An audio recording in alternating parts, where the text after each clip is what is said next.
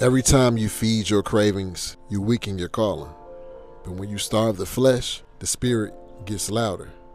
And that's where real power lives, not in comfort, but in control. Let's call it what it is, a war. Every day, every hour, every moment, you're in a war between the flesh and the spirit. Two opposing forces fighting for control over your choices, your focus, and ultimately your destiny. The flesh, it wants ease. It wants food when you're not hungry. It wants lust when you should be loving. It wants comfort when you were called to grow. It craves validation, attention, sugar, dopamine, porn, laziness, all of it. The spirit, it craves discipline. It craves truth. It's not flashy, not loud, but it's focused. It wants to build you, not numb you. It wants connection with God, not a quick fix from the world. Here's the truth. You don't hear enough. You can't feed both.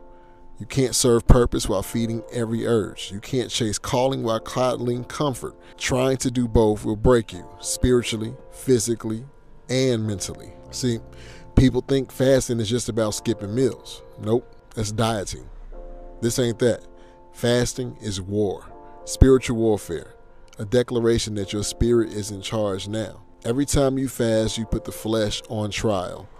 You tell your stomach, your impulses, your carnal urges, you don't run me. Fasting silences the noise. All the dopamine hits from food, screens, sugar, comfort, they fade. And when the noise dies, guess what gets louder? Your spirit, your conviction, God's voice. Jesus didn't walk into his ministry off a full stomach and a soft bed. He fasted 40 days in the wilderness.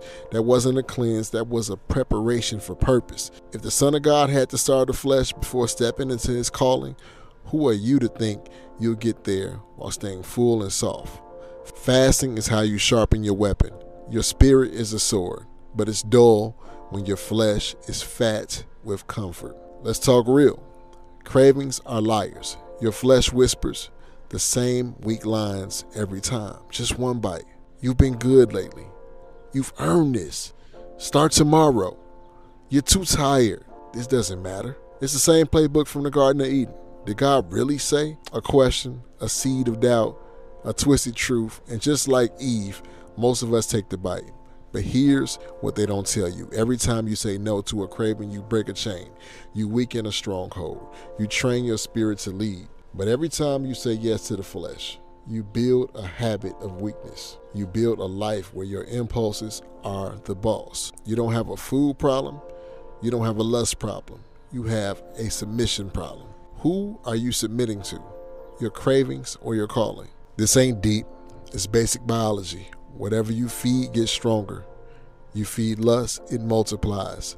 Soon, it's not just Instagram thirst traps. It's porn, it's affairs, it's shame. You feed greed, it never ends. More money, more shoes, more flexes. You never feel full because the flesh can't be satisfied. You feed gossip, you become bitter, messy, and toxic. But you feed the spirit, peace grows. Clarity sharpens, self-respect returns.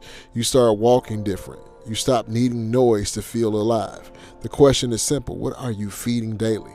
Because whatever you feed becomes the dominant voice in your life. So what does starving the flesh actually look like? Here's the unsexy answer.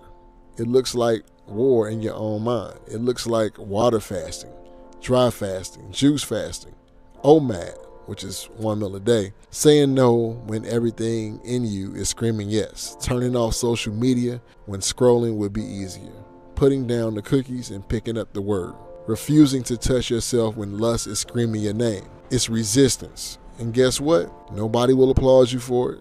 No one's going to post you on their story for choosing broccoli over brownies. But heaven takes notice. Every time you deny your flesh, your spirit gets stronger. You're not just losing weight, you're losing weakness. Now flip it. Feeding the spirit is just as intentional. It's daily prayer, not when you feel like it, but because you need it. Reading scripture, not for a verse of the day, but to renew your mind. Journaling, getting your thoughts out instead of bottling. Getting your thoughts out instead of bottling them up. Practicing gratitude, training your heart to notice blessings, not just burdens. Sitting in silence. No distractions, no noise, just presence. Worship, Not just music, but movement. Workouts, walks, work, everything becomes worship when the posture is obedience. Feeding your spirit isn't about being perfect, it's about being present with God, with yourself, with your purpose. And the more you feed your spirit, the less power the flesh holds. Now here's the crazy part. The world says power comes from indulgence. More sex, more food, more money, more yes. But God says power comes from restraint. True kings don't bow to cravings, they dominate them. You think self-control is weakness? Nah, it's mastery. The ability to tell your flesh no and mean it. That's how legacies are built. Samson had strength but no control. He died a slave. David had a heart for God but fed his lust, and it cost him dearly. Judas traded his purpose for 30 coins, and we do it every day for cookies, clicks, and comfort. But when you starve the flesh, when you step into that wilderness, when you embrace discomfort, discipline, denial, that's where real power shows up. You stop being a victim of your urges and start becoming a vessel for God's purpose. Let me leave you with this. You were made to be hungry, but not for junk, not for likes, not for lust, for righteousness, for purpose, for the presence of God. So starve the part of you that keeps you stuck.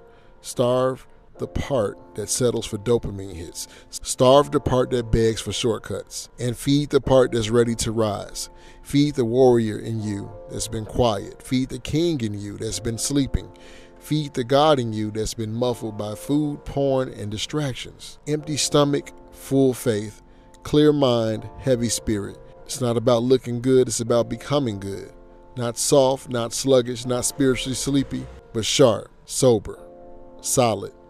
That's where power lives. Not in comfort, but in control. And if you're going to be hungry for the right thing,